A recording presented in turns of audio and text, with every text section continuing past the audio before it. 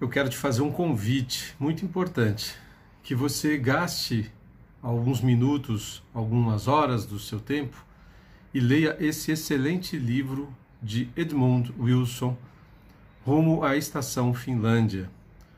Aqui você vai poder obter muitas informações, até com relação às primeiras ideias ligadas ao socialismo.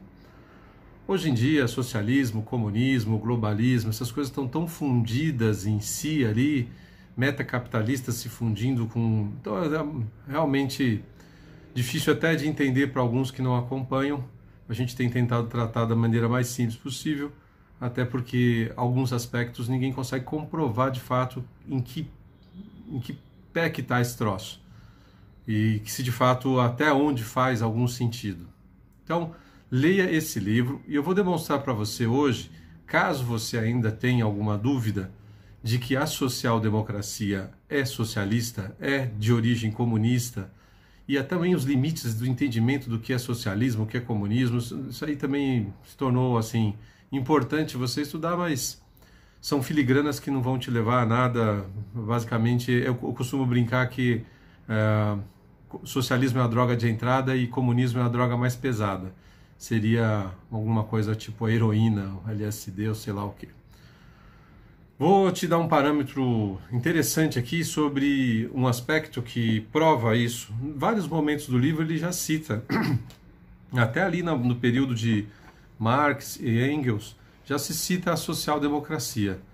No Brasil, o partido que mais representa essa linha de ação é o PSDB, que tem ali na sua origem pessoas que eram comunistas na essência mesmo, e que depois que tomaram conhecimento de alguns dos absurdos praticados por Stalin, talvez ali decidiram tomar um caminho menos pesado, mas que as consequências acabam muitas vezes sendo tão ruins quanto. O problema é que esses caras não assumem a posição deles, e muitas pessoas se sentem até enganadas. Eu mesmo já votei nesses caras e houve um período em que a gente acreditava que até era um partido de direita.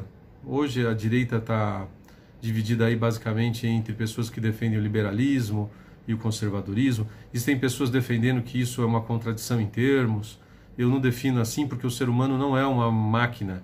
Então a gente tem um certo sincretismo de ideias aí que vão combinando coisas e que você pode sim, na minha opinião, ser conservador com viés liberal, mas não liberal inglês, americano, que lá na sua origem era o oposto dos conservadores. Em algum momento da história, essas pessoas foram percebendo os absurdos que era, de fato, o progressismo e abandonaram essa ideia, mas continuam defendendo a liberdade de empreender, mesmo que na alta esfera dessas grandes empresas também já não se pode mais usar esses termos, porque hoje chegamos num ponto aí que você não consegue mais distinguir, em algumas situações, o que é uma empresa privada de faturamento multibilionário e o Estado, sendo que em alguns momentos até essas empresas podem ter, dependendo dos países em comparação, um faturamento maior do que alguns países, maior do que o PIB de um determinado país. Então fica realmente uma relação econômica política bastante difícil de delimitar ali, onde começa uma coisa termina outra. Por isso que para mim definições absolutistas aí ficam mais difíceis de serem implementadas e serem colocadas em prática e serem bem definidas. No papel tudo é bonito, tudo aceita tudo, né? O papel aceita tudo. Vou ler um trecho para você entender um aspecto bem importante aqui, página 453, caso você se interesse pelo livro. A maioria apoiou o programa de Lenin. Aqui já é uma fase que ele está citando Lenin, ali começo do século XX.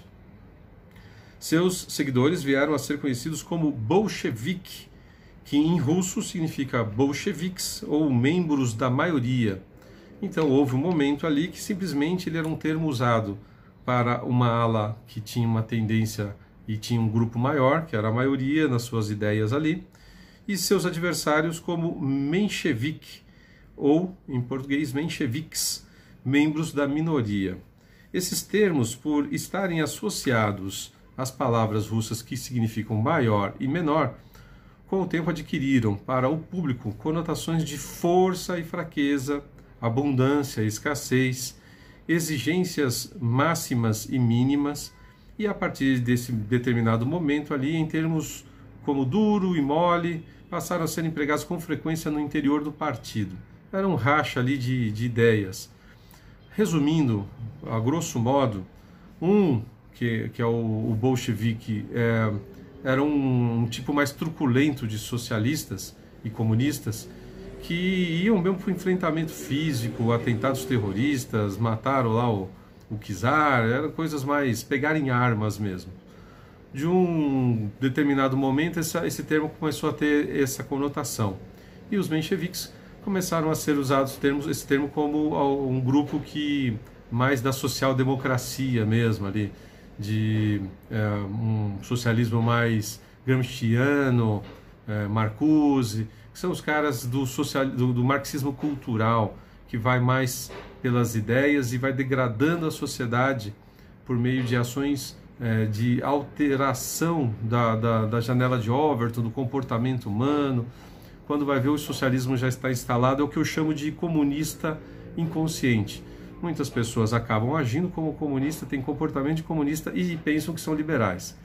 Na prática mesmo é que vai dizer quem o cara é. Para isso ele tem que estudar, caso contrário ele está totalmente vendido, achando que está com a bandeira na mão e na verdade é outra coisa. E aí tem outros desdobramentos aqui, fala até de terrorismo, mas ele cita bastante, em alguns momentos aqui bem importantes do livro, ele cita a social-democracia como uma espécie de vertente, uma dissidência ali do comunismo que se desdobrou em outras coisas. Aqui no Brasil, Teatro das Tesouras, a gente viu por muitas vezes o PSDB, por exemplo, é um grande representante dessa linha aqui no Brasil, se colocando como um partido de direita, e hoje a gente sabe que o que acontece é um partido de centro-esquerda e que se colocou muitas vezes à direita da esquerda. O fato de estar à direita da esquerda não significa que o partido seja um liberal ou que seja um partido de direita. E essa tentativa, que eu já comentei aqui no canal, ela resultou numa eleição na década de 2000 em que só havia partidos de esquerda, você não tinha opção para um partido de direita, nem liberal nem conservador. Agora, para 2022, a gente vê movimentações nessa tentativa de ter opções, que nem são opções puras, reais, são opções ainda meio que mescladas com um certo vício do processo aí, de quem está muito tempo na política. E volto a dizer, a gente ainda não tem no Brasil uma opção de partido que seja efetivamente liberal, ou que seja efetivamente conservador, ou que consiga mesclar essas duas coisas. Nós temos tentativas que ainda são canhestras, no pior sentido da palavra, elas são até bastante medíocres. Nós não temos um partido que você possa falar, esse partido é um partido realmente conservador. Ou seja, nós temos partidos que um dia você e eu até podemos nos filiar com uma tendência a ser um partido de direita, a tendência de ser um partido liberal, uma tendência a ser um partido conservador, mas que efetivamente ainda não representa isso na sua totalidade. Não estamos falando de radicalismo, mas de uma ação mais pura ligada a algumas dessas vertentes. E existem partidos bons, com tendência a fazer dessa maneira, mas talvez ainda com muitos vícios. Então não é uma questão de dizer que partido A, B ou C preste, é você que vai ter que avaliar caso você queira se filiar ou seguir, ou até votar em candidatos num determinado partido, que você tenha uma espécie de certificação, alguma garantia mínima de que aquelas pessoas estarão seguindo um determinado alinhamento que talvez seja favorável, que você concorde, que seja algo que você defenda. Você viu nas eleições de 2018 inúmeros candidatos eleitos pelo PSL, por meio até, pegando ali a cauda do cometa ali do Bolsonaro, e logo em seguida os caras tendo as ações totalmente divergentes e contraditórias ao que eles pregavam na campanha. Então é um direito seu de, infelizmente, né, por um lado até não é uma coisa muito boa, se você for enganado, é um direito seu de votar de novo no mesmo que te enganou da outra vez.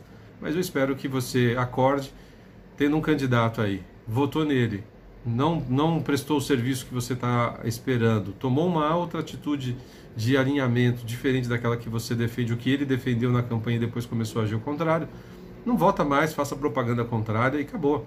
Toca o barco e vai para outro. Não deixe de votar porque eles mudaram as leis eleitorais, de maneira que não vai mudar nada se você votar em branco ou nulo. Esquece essa história, isso aí virou baboseira.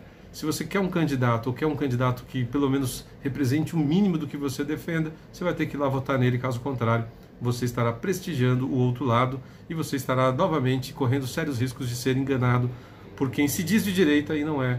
Não passa de uma social-democracia, uma esquerda canhestra aí, meio chove não molha, em cima do muro. Tá cheio de gente assim, já faz bastante tempo.